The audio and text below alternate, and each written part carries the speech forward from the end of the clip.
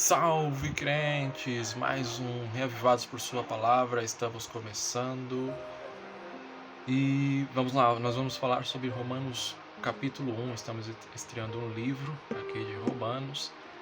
E aqui Paulo, ele vai falar sobre a justificação pela fé em Jesus Cristo, o assunto desse primeiro capítulo. E eu vou analisar aqui com vocês alguns pontos. Ele vai falar aqui da necessidade dele de pregar o evangelho. Ele se apresenta, dá graças, como costumeiramente, e ele coloca aqui a sua necessidade de pregar o evangelho. Ele diz assim no verso 4 que ele é devedor, diz que está pronto, diz não se vergonhar do evangelho, ele diz ser servo de Deus, e apóstolo. Servo mostra um título de grande humildade, e ao mesmo tempo ele é apóstolo, porque ele dá também grande autoridade para falar sobre os assuntos a seguir, que ele vai falar. Ele fala aqui do seu desejo de vê-los, de ver aqueles crentes lá daquela comunidade que havia sido formada. Ele vai falar aqui também do poder do Evangelho.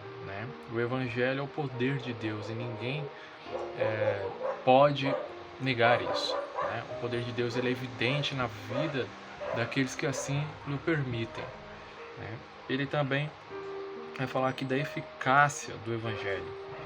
Ele diz aqui que o Evangelho é o poder de Deus para a salvação, porque nele se revela a justiça de Deus. No verso 17, o justo viverá pela fé. Um verso famoso aí que fez parte da conversão de Martinho Lutero, e iniciou a reforma protestante. O justo viverá pela fé. Temos de comparecer um dia perante o tribunal de Deus, e nós lá daremos contas da nossa vida. A manifestação suprema da justiça de Deus, ela se revela na cruz de Cristo. O Evangelho também revela a justiça de Cristo imputada a nós.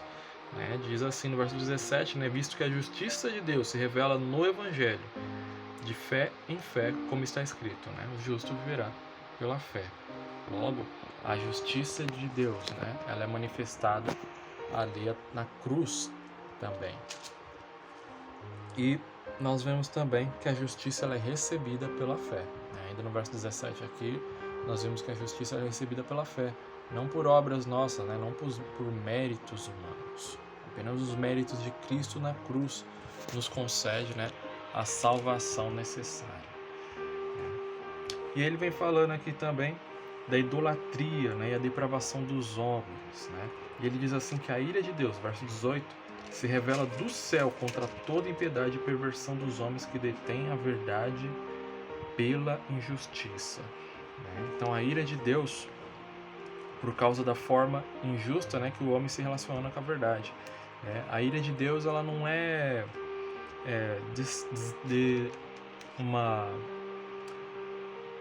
um temperamento, apenas um temperamento destempero emocional de Deus, vamos dizer assim. Ela, ou uma explosão de raiva, nem caprichos, como prático dos deuses pagãos.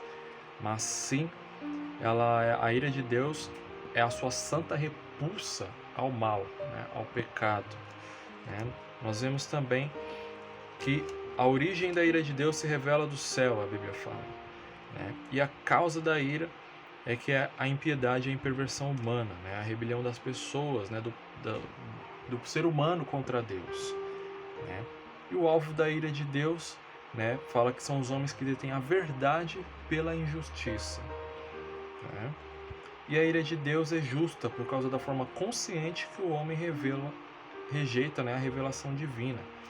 Olha só o que diz os versos 19 e 20, diz assim: porquanto o que de Deus se pode conhecer é manifesto entre eles, porque Deus lhes manifestou.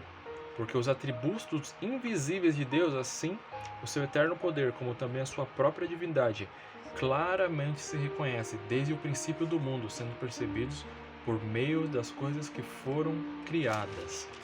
Tais homens,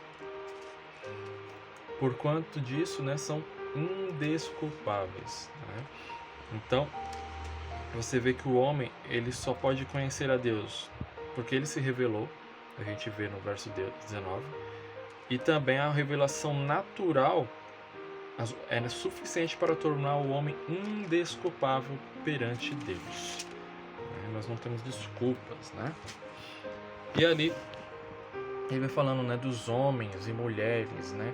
Ele acusa também aqui, né, a prática indecente, né, a prática homossexual, inclusive, né? Fala que os homens se inflamaram, né, mutuamente, homem com homem, né?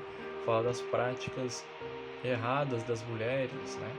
Então, e ele termina, né, falando aqui que são passíveis de morte os que tais coisas praticam, e não somente as fazem, mas também aprovam ainda os que assim procedem.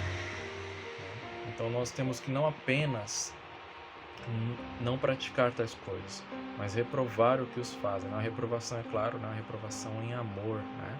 Uma reprovação, primeiro ela vem da minha vida, né? A minha vida ela tem que ser um ato de reprovação ao mal. Amém? Que hoje você possa ser, meus queridos, reavivados pela palavra de Deus. Eu quero orar por você agora. Santo Deus, muito obrigado, Senhor, pela sua mensagem. Pai, que essa pessoa que está ouvindo essa mensagem possa ser reavivada pela tua palavra, que nós possamos reprovar o mal, primeiramente em nossas vidas, né, e assim ajudar os outros a encontrarem, Senhor, a vida verdadeira, né, que há em Ti somente. Livra-nos do pecado, perdoa os nossos pecados. É o que eu te peço e agradeço em nome de Jesus. Amém. E lembre-se, seja reavivado por sua palavra.